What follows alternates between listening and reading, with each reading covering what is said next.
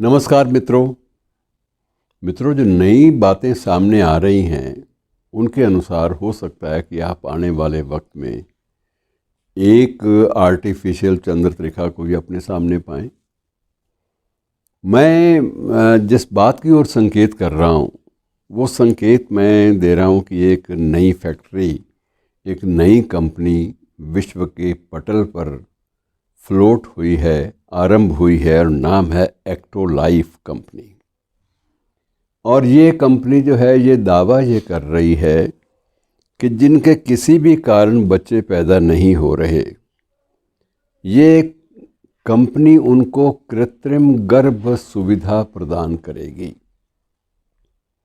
और आने वाले वक्त में ये भी संभावना व्यक्त की जा रही है, जो दावा किया जा रहा है कि आर्टिफिशियल कोख भी होगी और आर्टिफिशियल कोख की मदद से ग्रोथ पॉड्स में बच्चे गर्भ की तरह से पलेंगे।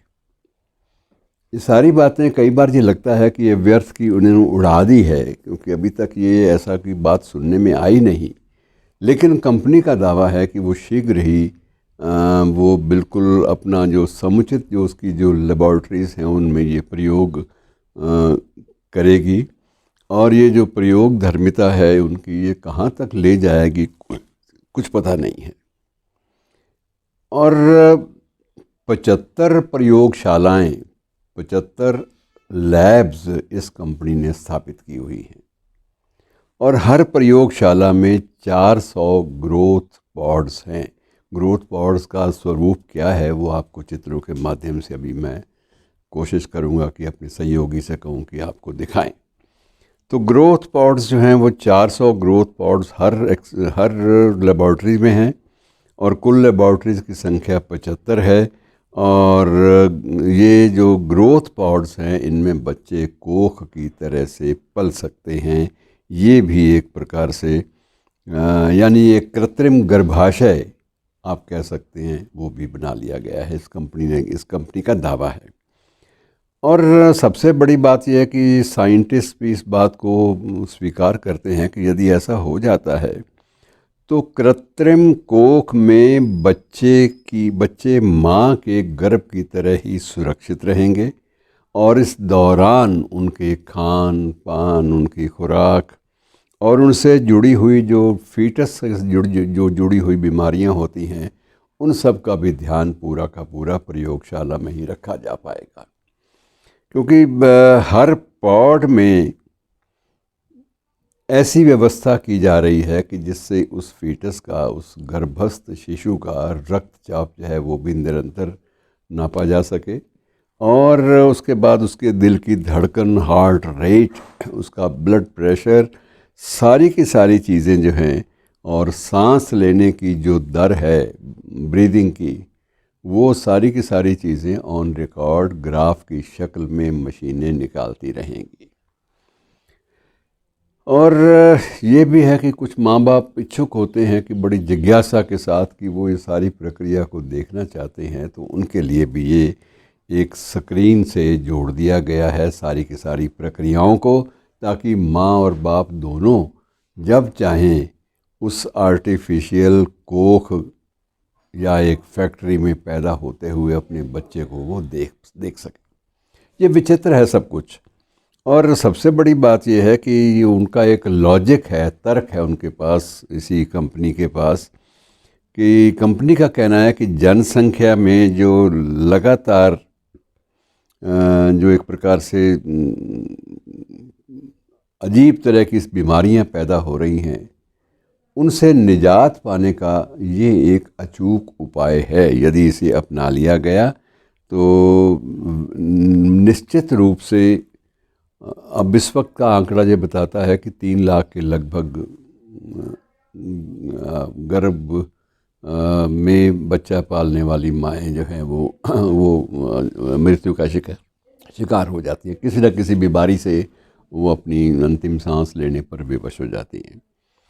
तो ये अगर प्रक्रिया ये चल निकलती है प्रक्रिया और ये प्रयोग सफल होता है तो निश्चित रूप से इस कंपनी का दावा है और इस कंपनी से जुड़े हुए वैज्ञानिकों का दावा है कि कम से कम 3 लाख उन महिलाओं को बचाया जा सकेगा जिनकी हर वर्ष गर्भ धारण करने की स्थिति के बाद किसी न किसी बीमारी से मृत्यु हो जाती है।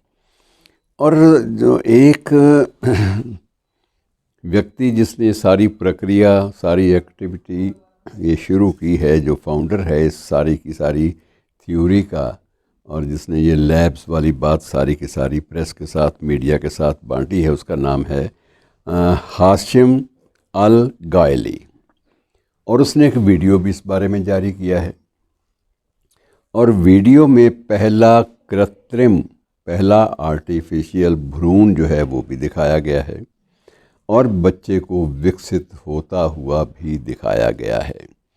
अब उसमें ये सबसे बड़ी बात ये है कि माता पिता, इनका दावा है कंपनी का कि माता पिता अगर चाहें तो उनका बच्चा वैज्ञानिक भी बन सकता है, उनका बच्चा शायर भी बन सकता है, उनका बच्चा एक इंटेलेक्चुअल भी बन सकता है, और अगर वो चाहें कि वो बिल्कुल मस्त मौला हो तो वो मस्त मौला भी बन सकता है। अर्थात सारी की सारी चीज़ें ये गर्भस्थ शिशु में, उस कृत्रिम शिशु में वो लोग इंजेक्ट करेंगे, पहुंचाएंगे भ्रूण तक, ताकि भ्रूण की जो परवरिश है वो उसी ढंग से हो जिसमें सब कुछ कृत्रिम हो।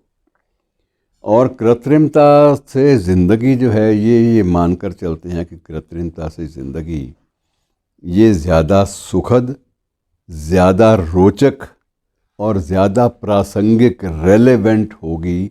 ये हो सकता है कि पूरी की पूरी एक नई जो नस्ल आए, वो नई नस्ल किसी प्रकार की बुरी आदत, किसी प्रकार की नशीले द्रव्यों का सेवन करने की ओर उन्मुख होने वाली बातें, और इन सब से उसको मुक्ति मिल जाए। तो ये एक बहुत बड़ा प्रयोग है विशाल स्तर पर। लेकिन अब जो दो सवाल वैज्ञानिकों ने खड़े किए हैं, एक सवाल तो ये है कि क्या उसमें सेंसिटिविटी, संवेदनशीलता का जो स्तर है, क्या वो कायम रख पाएगी ये फैक्ट्रियाँ? क्या कृत्रिम भ्रूण में आप वैसी ही सेंसिटिविटीज़ को भर पाएंगे? नंबर एक। नंबर दो कि जो एक हम सृजनशीलता की बात करते हैं, क्रिएटिविटी की बात करते हैं, तो क्या ये संभव है कि क्रिएटिविटी का स्तर भी वैसा का वैसा रखा जाए? और एक आशंका और जो उठाई गई है वैज्ञानिकों की ओर से इस प्रयोग में लगे हुए, उनका ये कहना है कि इस बात की भी गारंटी होनी चाहिए, इस बात का भी एक, इसे भी निश्चित बनाया जाना चाहिए कि एक कृत्रिम गर्भ जो है, क्या वो शिशु के रूप में इस संसार में आने के बाद स्वाभाविक रूप से जो प्राकृतिक जो पर्यावरण है इसमें, इसको वो सहन कर पाएगा? क्या ये तो नहीं होगा कि उसको लगे कि वो इस पर्पस के लिए, इस पर्यावरण के लिए, इन पेड़ों के लिए, इन परिंदों की आवाज़ों के लिए और इन नदी नालों के कल कल करती जो ध्वनियाँ हैं, इनके लिए वो बना ही नहीं? तो ये बहुत सारे प्रश्न भी उठाए गए हैं, आशंकाएं भी उठाई गई हैं। लेकिन एक नया प्रयोग हमारे सामने आया है तो उसका जिक्र कर लेना चाहिए। और माँ की कोख से जब एक जनरेशन बच्चे पैदा होने लगेंगे एक फैक्ट्री से, तो ऐसी जो एक प्रक्रिया है उसकी प्रतीक्षा तो की जानी चाहिए। अब उसमें क्या क्या मॉडिफिकेशन, क्या क्या आगे सुधार, क्या क्या संशोधन होते हैं, किंतु परंतु भी बहुत सारे पैदा होंगे। लेकिन जो भी होगा, कम से कम एक नई सोच को तो ये जन्म देगा ही प्रयोग। धन्यवाद।